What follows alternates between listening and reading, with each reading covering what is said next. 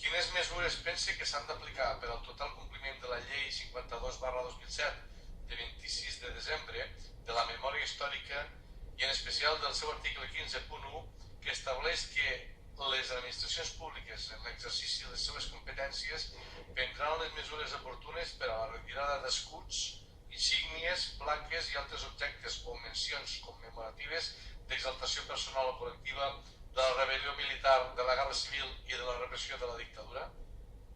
Cinquena pregunta. Quines mesures s'adoptaran per resoldre la demanda de centenars de ciutadanes i ciutadans i de 3 grups municipals d'aquest consistori d'eliminar definitivament els noms de carrers dedicats a alts càrrecs del règim franquista i defensors del cop d'estat de 1936, com ara Joan Recasens, Ramon Areny, Carmelo Fenech, Casimiro Sangenís, Miquel Montanya, Jesús i Lluís Recasens o Lluís Besa? Sisena pregunta.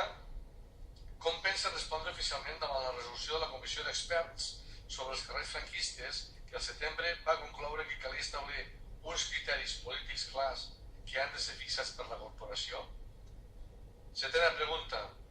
Quin és el precepte legal en què es basa el senyor alcalde per afirmar que l'eliminació de noms franquistes a la denominació de carrers és una competència de l'alcalde i que no toca al ple ordenar un canvi de noms de carrers? I darrera pregunta d'aquesta bateria.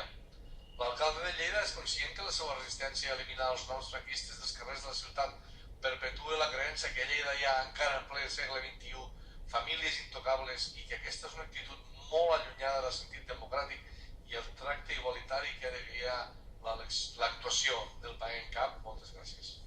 Gràcies, Mudir.